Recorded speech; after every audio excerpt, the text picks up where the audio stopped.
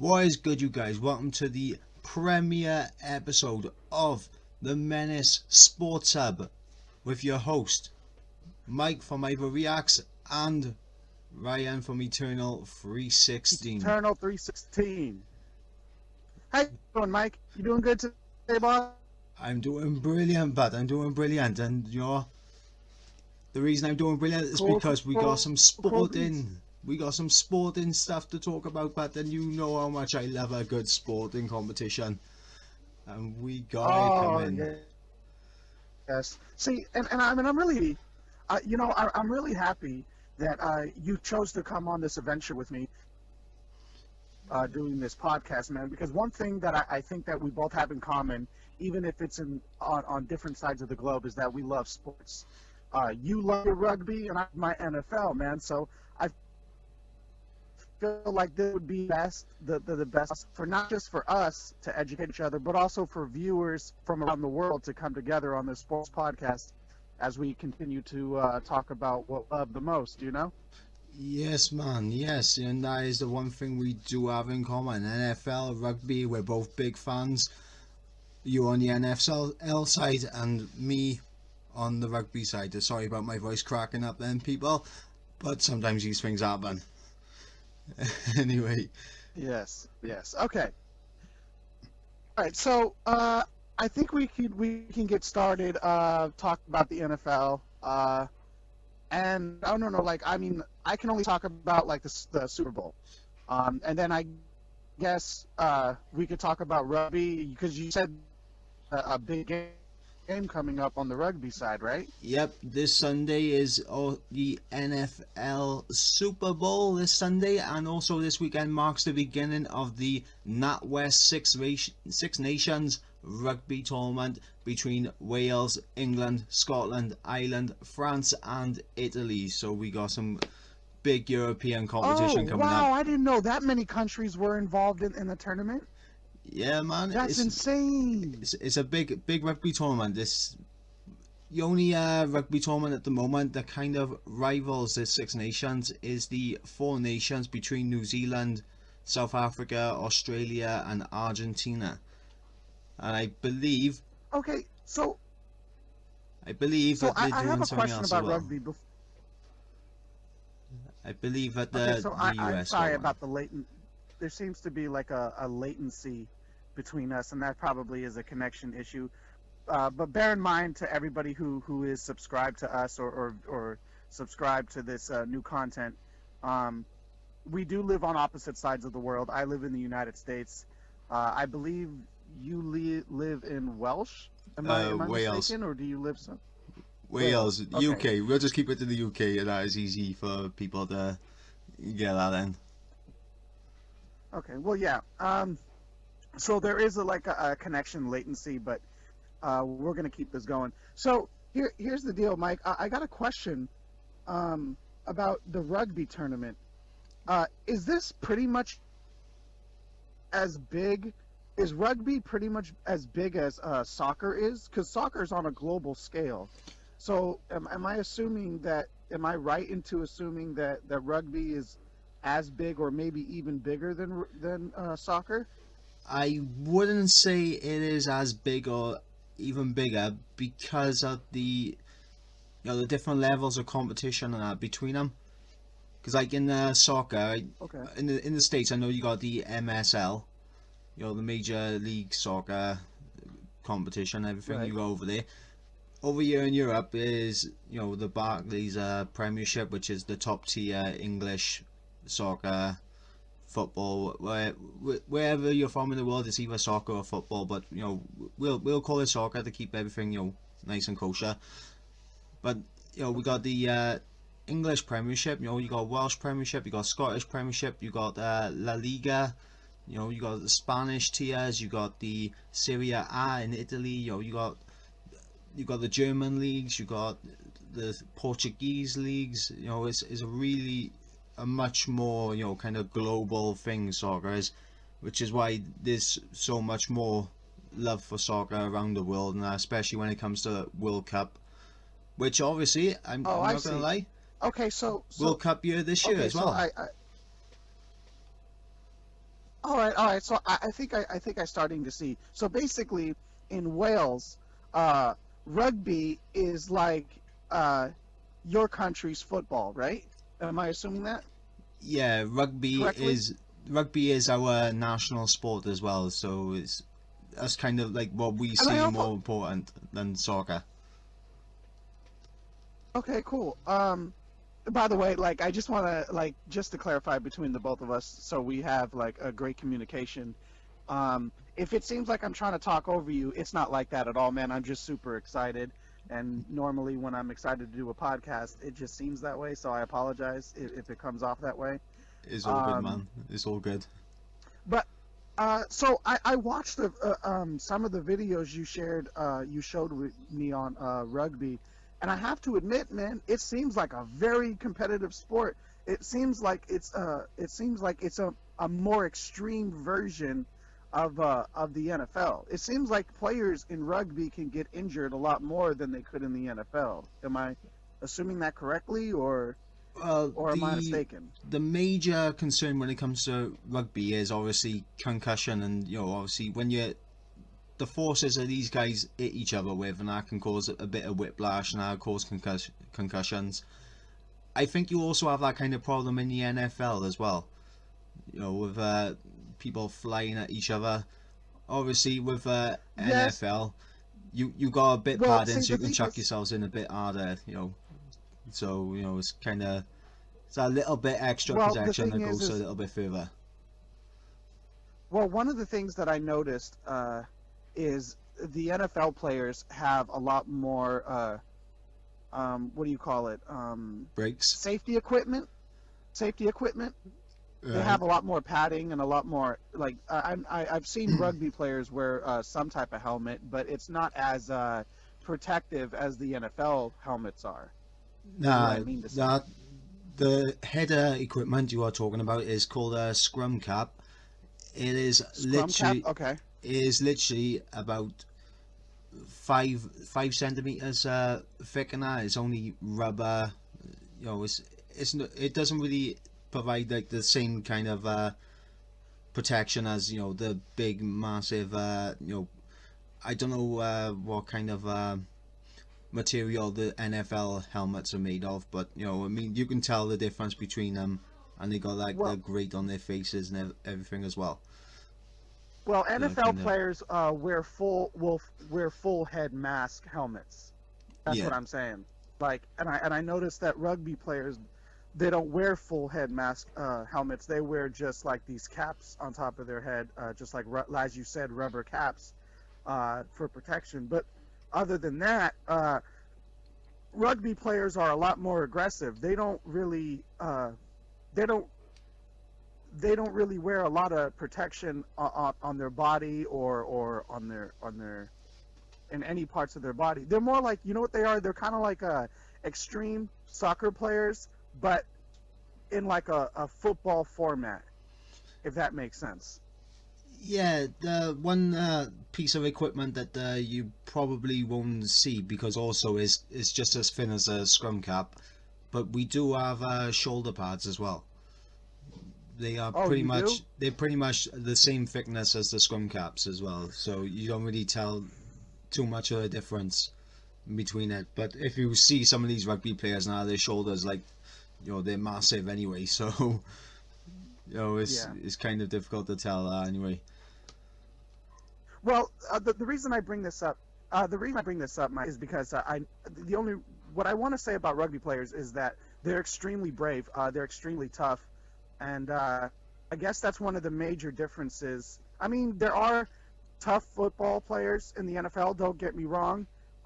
You got to be tough to play in football, but at the same time, rugby is like I said, a lot more extreme version, and I have a ton of respect for these rugby players who put their bodies on the line, go out every day, and play the sport with the risk of getting hurt, man. So I just want to say I've gained a lot of respect for rugby as a sport as a whole, for players putting their bodies on the line like that. Yeah, it's also a more flowing game as well, I'd say, compared to American football. It's just what's it called, as soon as you get that first down or something, or you get sacked by a blitz defense. Yes, I'm using football terminology by you. Yes, Mike's got it. Mike's on point. He's got the footy terminology down to a T. Yes, blitz defense, sack a quarterback. Game over. There you go. Fumble. Right. So yeah, but Yeah. after So that they here's usually stop and reset then, don't they? Whereas in I rugby, guess. it kind of flows on a little bit more. Yeah, it does. I've noticed that in some of the game plays that you showed me. And I know that some of your listeners are listening and thinking, God, stupid American doesn't know anything about rugby. And you're absolutely right. I don't know nothing about rugby. That's why I'm here to learn. Hopefully, the audience, the American audience that I draw in, I could probably, cross them over to rugby and get them influenced to look at the sport just like I did, man. Well, I will say this: if you're a fan of American football or a fan of rugby, you will probably enjoy the opposite sport and that. So, there's a great deal of respect between Oh it. yeah, Like, most definitely. They have a lot of similarities. They definitely have a lot.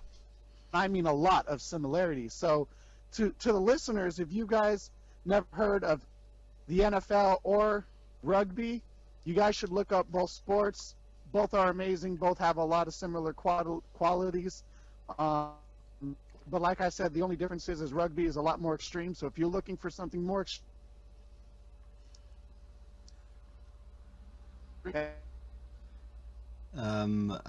Unfortunately, I believe your mic is cutting out a little bit, but oh, it is. Oh, can you hear me now? yeah, I can hear you now. It's just every now and again the audio and half of your mic just completely cuts out. I've noticed it about 2 times, but Okay. you Well, was just here, saying one thing. okay. Let me try something here. Okay. Alright, Let me try to go outside here because usually my connection works a lot better if I'm outside. Sorry about that. it's all Okay. good. So can you hear me now a little bit better? Yep, that's perfect. Okay, cool. So what I was saying was to the audience who might be subscribed and listening to this podcast, if you guys never heard of the NFL or rugby, you should look up both sports. Both have a lot of similar qualities. Both have a lot of things in common. And like I said, the only thing that's different about them is I think rugby is on a lot more global scale than the NFL is. And rugby is a lot more extreme in its conditions. So if you're looking for something that's more extreme than American football, you should look up rugby without a doubt, man. But I'm not gonna lie, if you're looking for a top-notch spectator sport, then you can't go no further than the Super Bowl. I mean, every single year, the Super Bowl, it just takes over. You can't avoid that spectacle. So, if you Yeah. never watched a Super Bowl, I highly recommend you sit down and watch one, because I'm gonna be trying to watch my first one this year as well. See if Oh yeah, and see this if year, Mr. Tom Brady can this get year, his 6th Super Bowl ring. yeah, his 6th Super Bowl ring. So we're gonna get into this topic, man. So here's the deal: Tom Brady is driving for his 6th Super Bowl ring. He's in his 40s, which is surprising because most quarterbacks, when they reach 40, they don't play at the level that Tom Brady is playing in. You know what I mean? So there's two sides to this. There's two sides. The first side is if he wins the Super Bowl, he could either retire on top, with 6 Super Bowl rings, the most won by any NFL quarterback, or he can choose to continue to play and try to go for a 7th one. Here's the thing: Tom Brady has already proved that he is the greatest of all time. Like, he's broken so many NFL records. He has been involved with a lot of controversy, but what sport doesn't have controversy? You know what I mean? Yeah, exactly. So, No sport that doesn't go anywhere without controversy. right now, the Patriots, which is my team, is playing a very amazing team, a very tough team, the Philadelphia Eagles, who is ran by a quarterback called Nick Foles, and they have been kicking ass all year. I believe that their season record this year is 13-3. So they've only lost 3 games, I believe, and they've won 13 of them. So this is without a doubt, I believe, maybe the toughest team in the Super Bowl that the Patriots have ever faced before. Now, I don't know if you know this, but just, for your education, Mike, there's a total of 32 teams in the NFL. Well, I was gonna ask. Are they like 2 leagues split different sides of the U.S. kind of like what it is in the NBA? Yes. There's 2 different leagues. One is called the AFC, and the other one is the NFC. Now, Right. during the season, how do I explain this? They're broken down to 4 different mini leagues, I guess, is the best way I could put it. All 32 teams is a part of one of the 4 mini leagues, but Right. ultimately, the 2 teams that face off in the Super Bowl are the AFC champions, And which the is NFC, the American Football Conference, I believe, right? and the NFC champions, which is the National Football Conference. Right, I got you. And I got believe you. that, and I believe the NFC represents, for the majority, the west side of America, or the United States of America, while the AFC represents, for the most part, the East Coast side of America.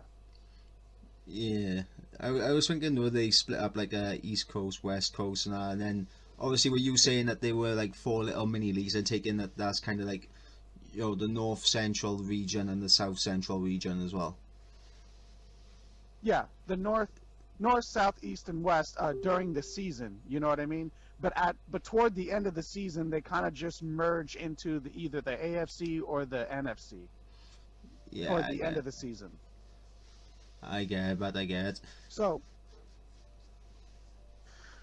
yeah, man. I made I don't know if you guys know this, but as we said, we have YouTube channels.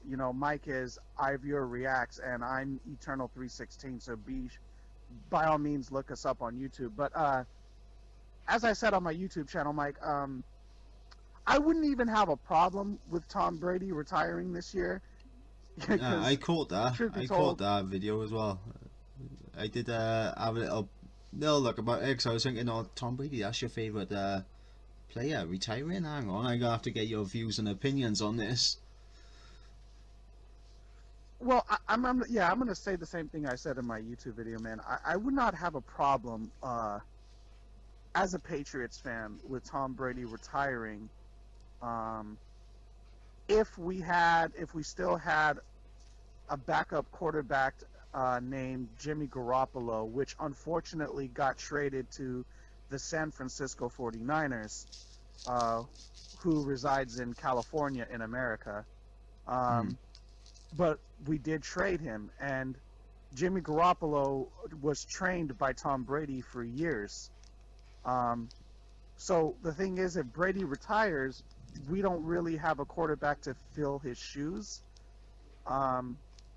He will undoubtedly go down as the greatest of all time, because like I said, he broke almost every record there is to break in the NFL record books. He's going for his 6th championship in his life, and at the age of 40, he's playing at the best he's ever played. So who knows? Maybe he will retire, maybe he won't. Can I I'm throw this hearing little that he idea at you? signed.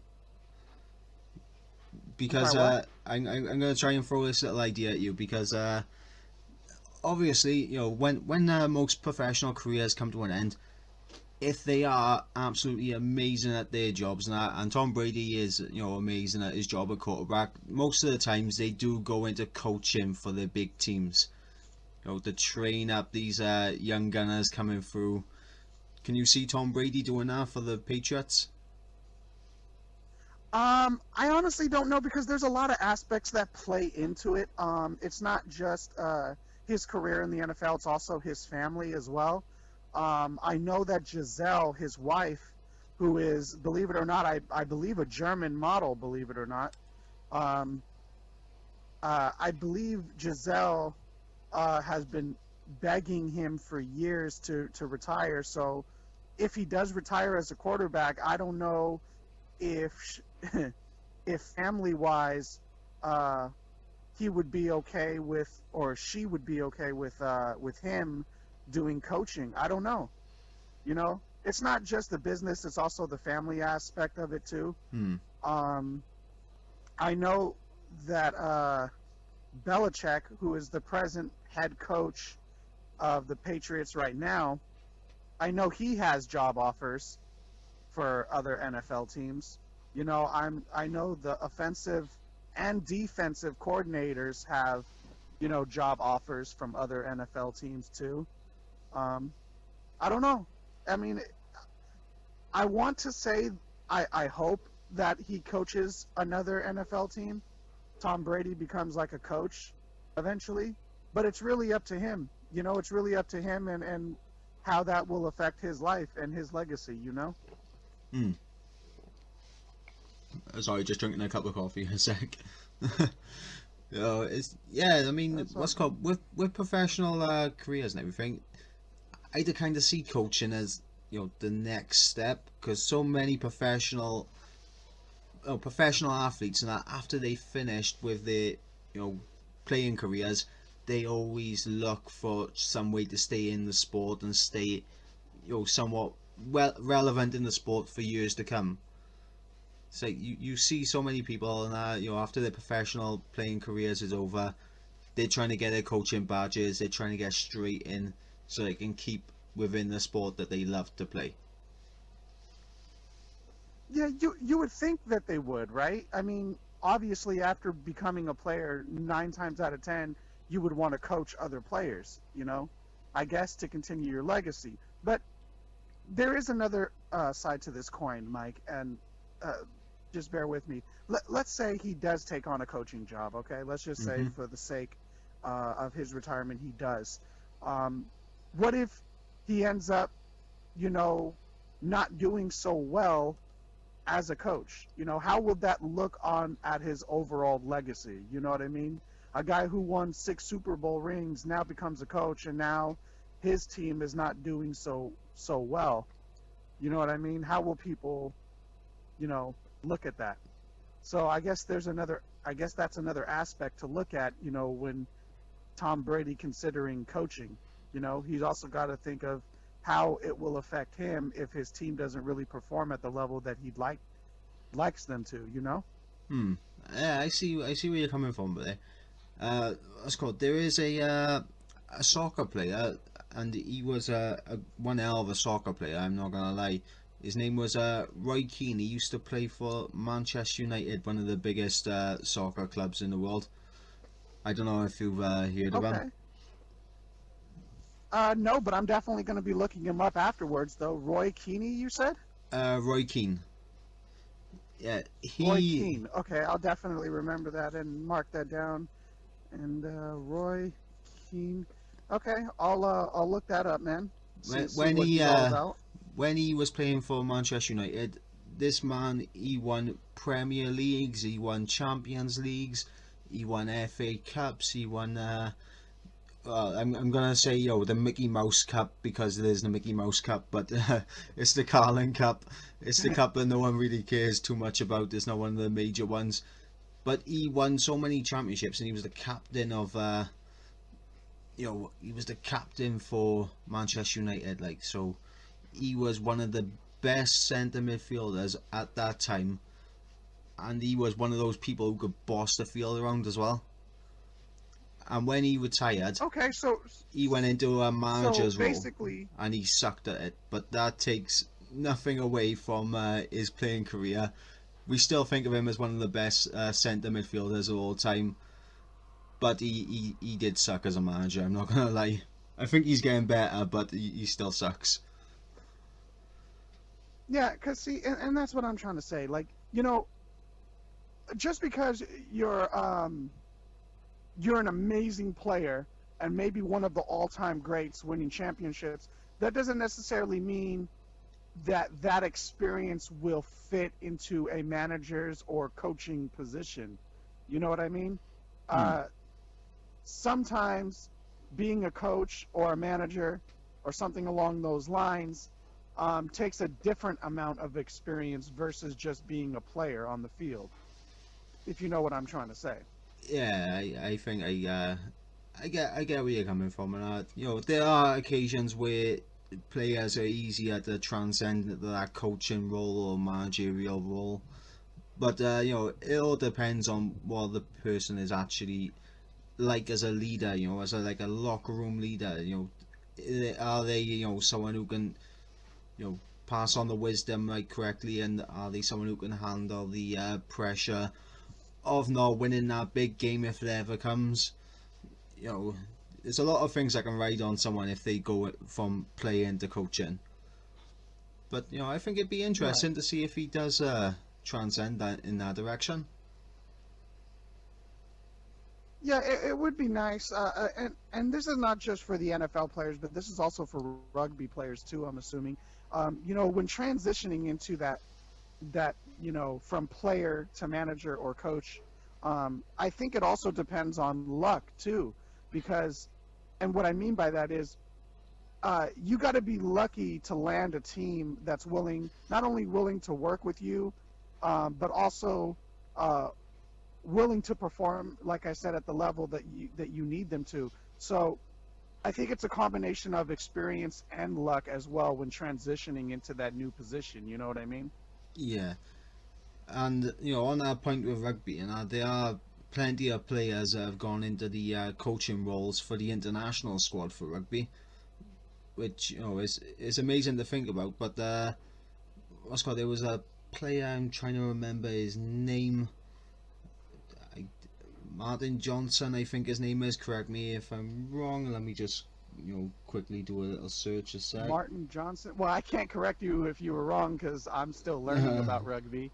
But yeah, I was going to ask you for an Yeah, example, like if you can Martin give the Johnson. audience. He was a part of England's 2003 World Cup winning squad. He was the captain, and he transitioned into managing the English international rugby team. Now, Okay. he was a decent manager. I wouldn't say he was the best manager in the world. He was decent. He was getting results when they needed results, but he wasn't showing the kind of results record that they needed at the time from England. Because obviously, if you're the only team in the Northern Hemisphere that's won a World Cup, you're expecting England to kind of dominate every single championship, but Right. the thing is that So basically, he was unlucky. Basically, yeah, uh, he was lucky I with his would playing career, like. but unlucky in his managerial career, unfortunately for him. Yeah, and like I said, I think that goes for all sports, not just rugby, not just NFL, but like all sports globally. When it comes to players who have great careers, that doesn't always necessarily mean they'll transcend into great management or coaching positions. I guess it just depends on the situations that they're forced into, I Hmm. guess. So, hey, enough. Now, the the Super Bowl is taking place this Sunday, um, between the Philadelphia Eagles and the Patriots. Why don't you educate me a little bit about this coming big game, about these on rugby with these several different countries taking place, man? How exactly is this going to go down? Is this going to be a um, like a tournament based? I'm Yeah, assuming because all these countries are going to be. this is a little 6 team league tournament that lasts throughout February, March, and I think it ends in early April. So what's called alongside with all this, you still got all the club level rugby teams now going on, doing their thing, trying to make sure that they can survive without their international rugby players who have been called up for the team to play in the Six Nations. But yeah, I can read it. I can actually read through the fixtures for the first game, round number 1, this Sunday on. Oh, actually, it's not this Sunday, is it? On the 3rd of February, which I think is Saturday, I believe. Was it first tomorrow? Yep, Saturday is round number 1, and to So kick it off, it is Wales versus Scotland, and then you got France versus Ireland on the same day, and then on Sunday you got the defending champions England against Italy. So every single week, okay. we'll have like 3 games going on, and there's 4 points for the winner. So am I correct to to assume that since you live in Wales, I'm assuming Wales is the team that you root for, correct? Wales, I will always support Wales, and there's no other team I'll support over Wales. The only thing is Okay, that so I am kind of realistic about how different teams play, and I'm not gonna lie. England are a force, Ireland are a force, France on their day are a force, Scotland are the dark horses this year. I'm not gonna lie. So it'll be interesting to see how Scotland do against Wales. If they can get that early win and carry it forward, they could cause an upset. They could.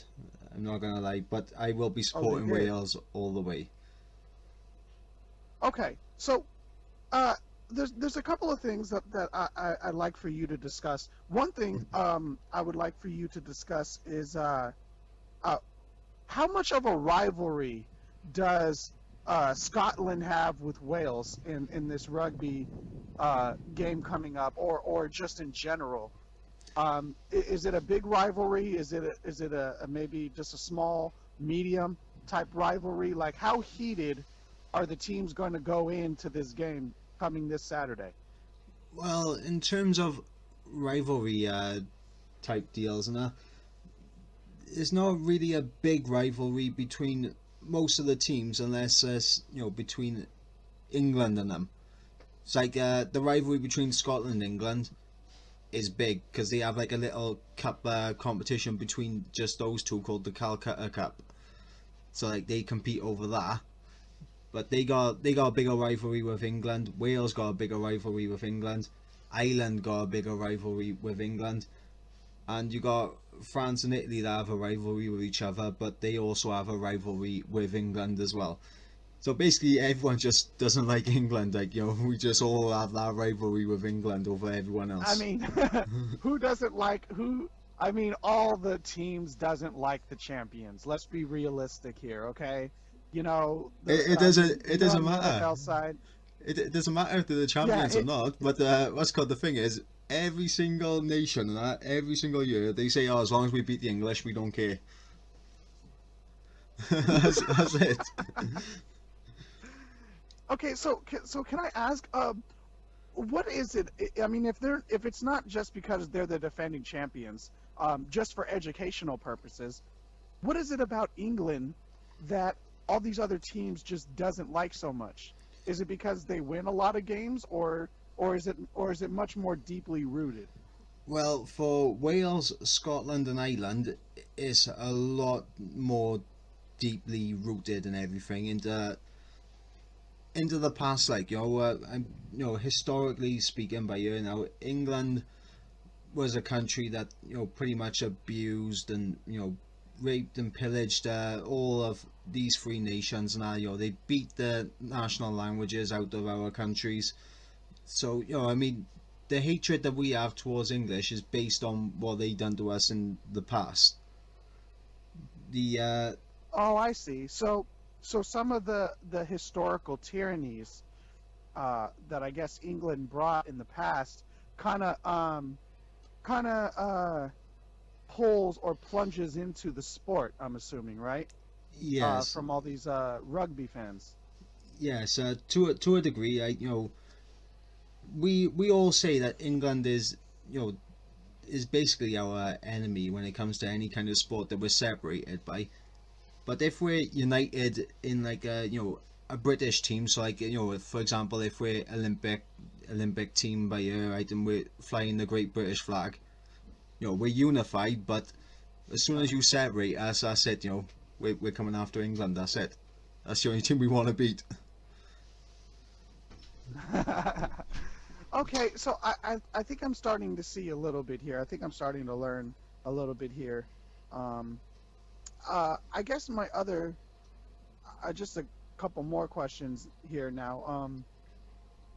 How happy will you be if your team is able to advance far enough to take on England? That's one of the questions that I want to ask you.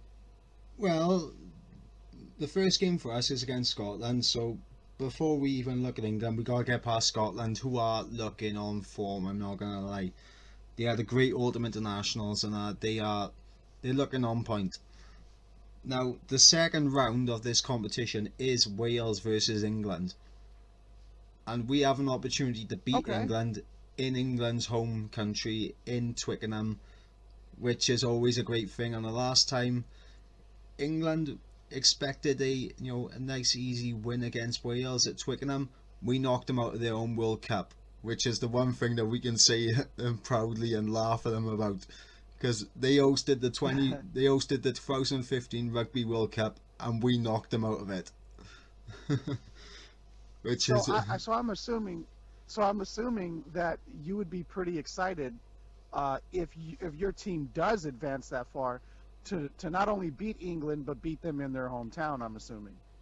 oh yeah, I mean, it's a league table, like, so it all comes down to points at the end of the day and how much points you can gain. Obviously, it's 4 points for a win. You get a bonus point, so that'll be 5 points if you can score more than 4 tries in that game. So, maximum that anyone Yeah, can get is 5 points out of this yeah, game. Go on, you was yeah. That saying. Sorry, there's a latency, like I said. So, um, that's another thing that I was going to ask you too. Just for the American listeners tuning in, um, how does the point system work? Because in the NFL, when a team scores a touchdown, um, it's 6 points. It puts 6 points on the board. Uh, if they only score a field goal, it's only 3 points. But if they score a touchdown and a goal, it's 7 points total. So, how does the point system work in rugby? Right, well, basically, if you get over the try line and score a try, which is almost like the a The touchdown, touchdown but run. you've actually got to put pressure on the ball to the ground, so you can't just run over that line and it'd be counted as a touchdown. You actually got to make sure the ball hits the Oh, ground okay, and I you got to have see. pressure on it. That's 5 points for a try. Oh, I see. Five Now, points. Okay. after the try, you have the conversion, which is pretty much like a field goal. But if you get that over Right. in between the posts and everything, you get an extra 2 points. So it works out 7-7, the same way as it would in American football. In football. And then you got Okay. penalty kicks then, where if you can get them over, or even if you can score a drop goal, if you get a kick over in between the posts, that's 3 points. So Okay. So, works out a uh, bit better. Works I out, guess, I guess, I guess my follow-up question would be, let's say they do, what is it called? A triad? Is that what it's called? try, a Uh, try. uh, try. Okay. So let's say they don't score a try, but they get close enough to possibly get a conversion, or possibly. I don't know what rugby's term is for a field goal. I don't know if it even exists. But sometimes in American football, there's a certain point that the team could reach on the opposite side of the field where if they don't score a touchdown, or if they can't score a touchdown, then what they'll do is they'll try to score a field goal for 3 points instead of a full 6 points. Does that make sense? Yeah, there's a similar thing that happens in rugby, but obviously, I mean, the game's flowing, so you always want to try and get that 5 points. You always want to try and get over that try line. But Right, of course. if the defense is immense, you will see the number 10, who is the kicker. he will drop back behind most of his team. He'll be in the pocket, then ready to receive the ball to knock over a drop goal. Obviously, if the defending team give away a penalty, that changes things, and you have your option of what you can do. You can go for a scrum down, which is the forwards against each other in like a little pack and trying to smash each other backwards. You can go for the line out, which is they throw it in and they have jumpers that try to catch it and pass it down, and hopefully they can get a drive on and get over the game line. Or you can go for the penalty kick, which is worth 3 points. You see a lot of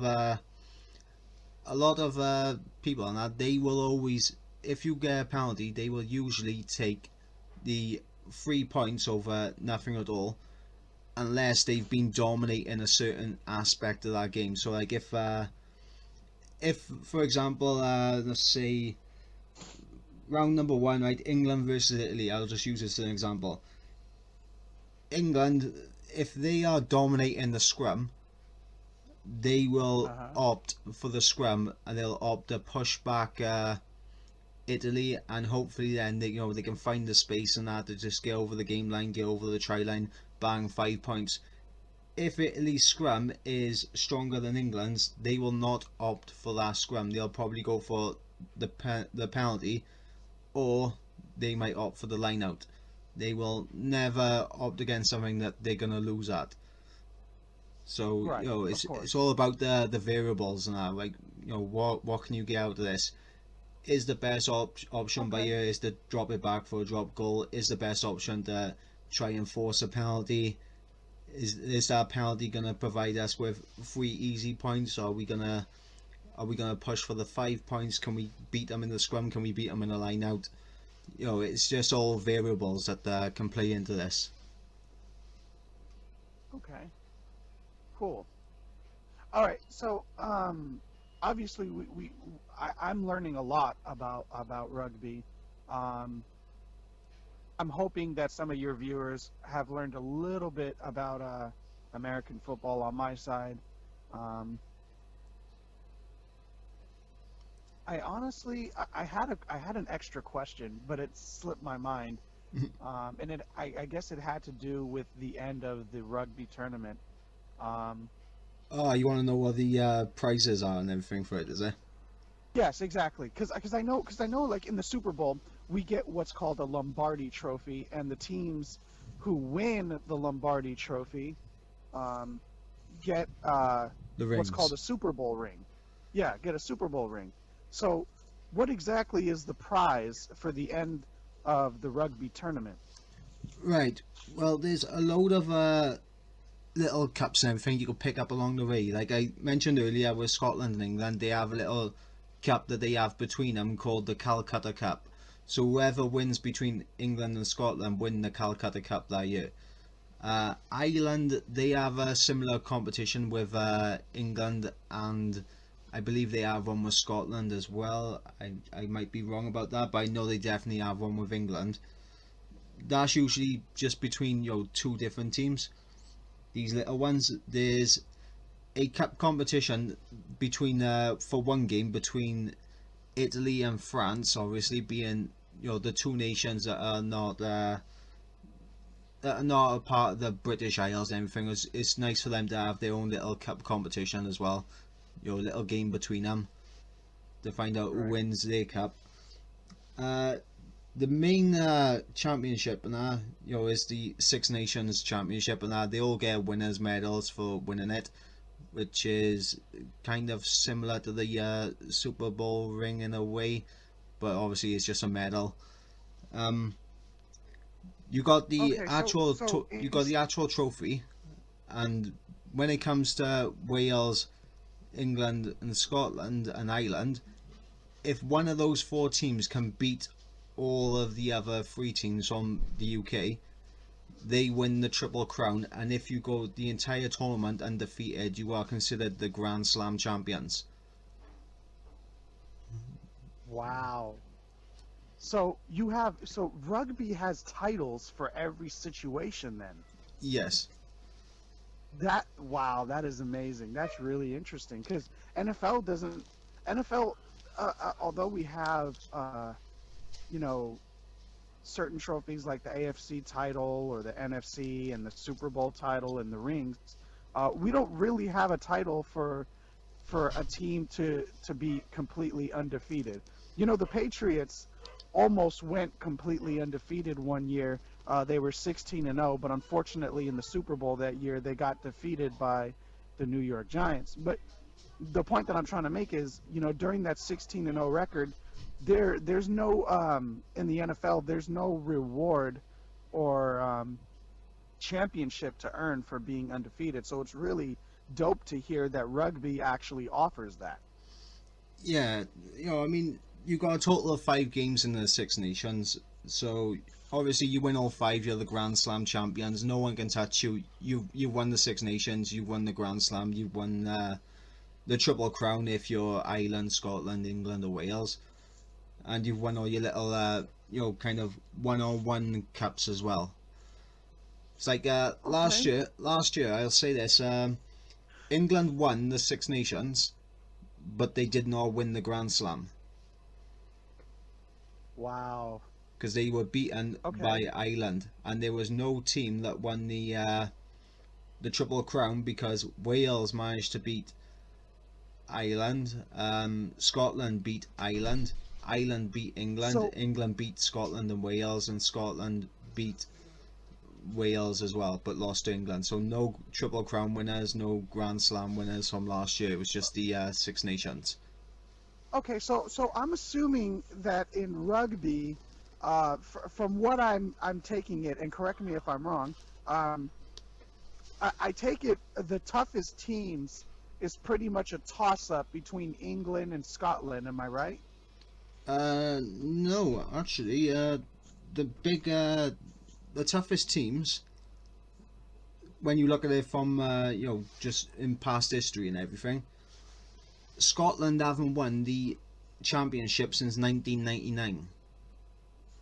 Okay. So, and back then it wasn't called the Six Nations; it was called the Five Nations because Italy haven't been entered into this competition at that point. Okay. So I guess right now England is at the top of the food chain at the moment, right? Yeah, England are the defending champions at the moment. Is Ireland, okay. the last team to win the Grand Slam that wasn't England, I believe, and then you had Wales win the Grand Slam in 2012, but we also won the championship in 2013 as well. You got France, who haven't won it in a fair few years, but the thing is with France, they are a very good rugby team, but over the past couple of years, they just haven't turned up. They've just been run completely over by the other teams. Usually, every single Yeah. year, you look at Ireland, England, or Wales to kind of lead the way. Yeah, there's a few teams in the NFL that you know that do have Super Bowl titles, but they just haven't won it in several years, and they just keep getting knocked out in the playoff season. A prime example, and no, I'm not trying to talk trash about any other NFL team, but is the Green Bay Packers, Seattle Seahawks, Hmm. um, several and New York Giants, several NFL teams that do have previous championships, present day wise has not turned up enough Super Bowl appearances to really be considered one of the heavyweights, if that makes sense.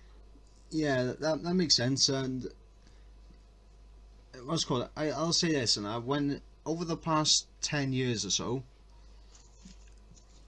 when you look at the big four from the big four leading nations in the Six Nations, Hmm. you gotta look at England, you gotta look at Wales, you gotta look at Ireland, you gotta look at France. But if you look over the past 5 years, you're looking at only three. England, Ireland, and Wales. But Okay. this year, I'm not gonna lie, Scotland have completely upped their game. They are the dark horses, in my opinion, to win the entire thing. Ireland, Okay. So when you they're say going for it. when you say the dark horses, sorry to interrupt. I don't mean to. It's just like there's a latency. Um, when you say a dark horse, do you mean like the team that's gonna upset the rest of the teams? Is that what a dark horse is? Yes, I believe Scotland are going to cause some upsets this year. Okay. All right. So I guess that pretty much answers the question that I was going to ask, which was what exact team, like if England is the most hated team, like what team would be the underdog or the rival to really take them on? And I guess, as you said, it's Ireland, right? Uh, when it comes to England, their main rivals is Wales in this competition Oh, because is we it do. because you guys are neighbors or? It's because of that, but it's also because of the rich history in between England and Wales. Now we always call each other the old enemy. It's like, oh, here we go, England versus Wales. Let's go get one over the old enemy. And Oh, I see.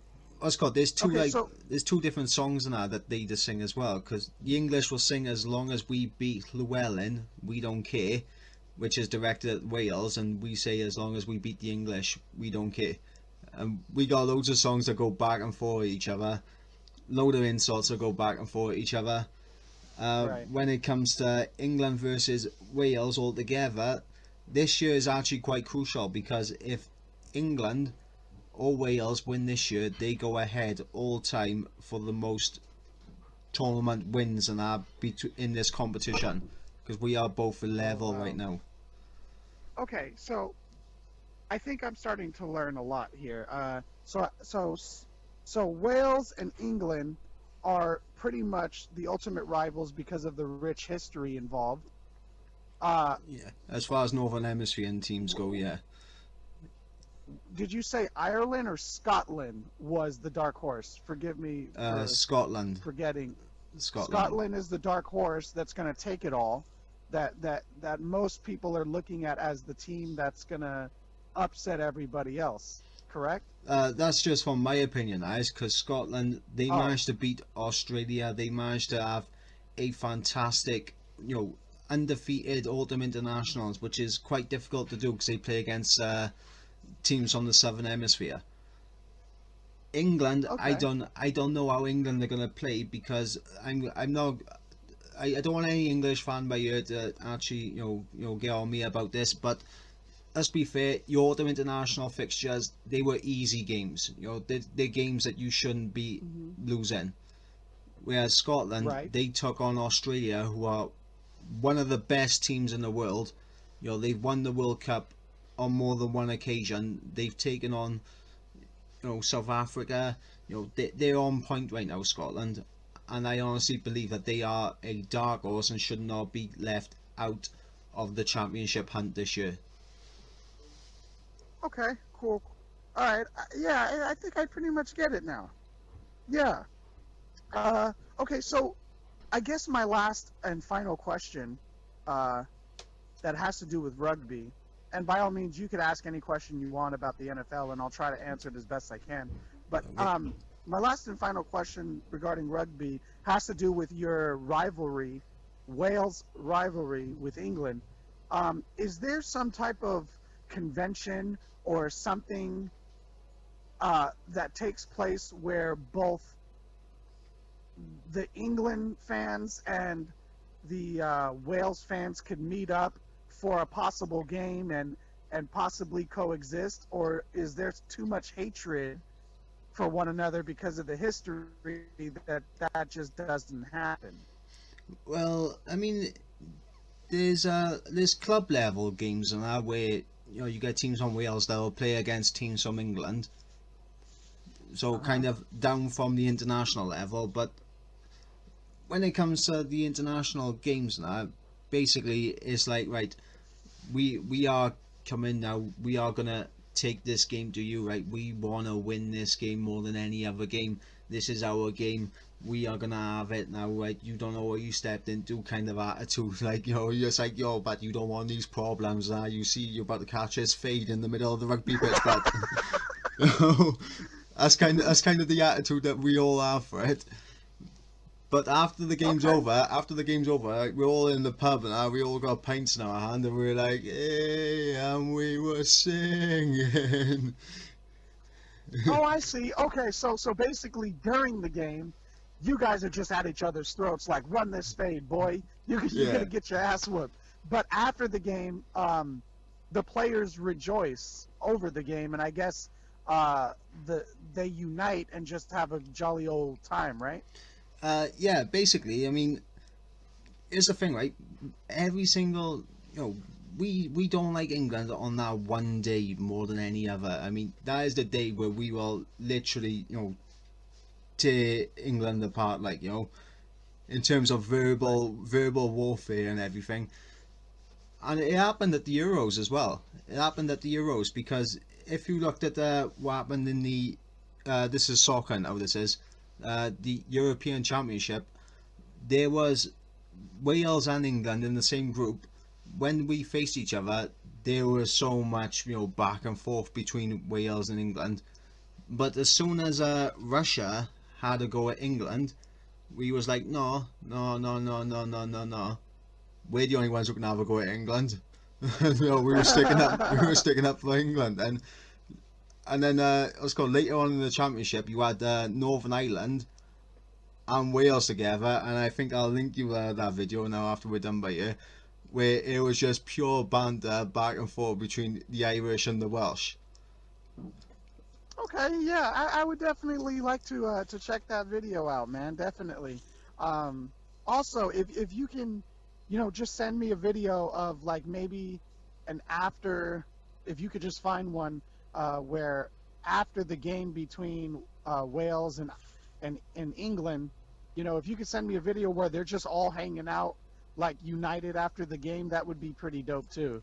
Well, usually, they'll be in the stands and they'll be drinking and that. In fact, I've actually got to mention this because they have decided that they're supposed to be stopping people from drinking in the Principality Stadium, which is the Welsh stadium, because of quite a lot of the back and forth verbal abuse that goes back and forth between different countries. They're actually trying to stop people from drinking in the stadium now, which is gonna be a bit iffy, but Well, how do you feel about that? Do you agree with the decision, or well, I do you think us. disagree? Well, I mean, it makes no difference to me because I'll be at home watching it with a crate of beer anyway. So I'm gonna be drinking and watching the game anyway. So it doesn't make no difference to me.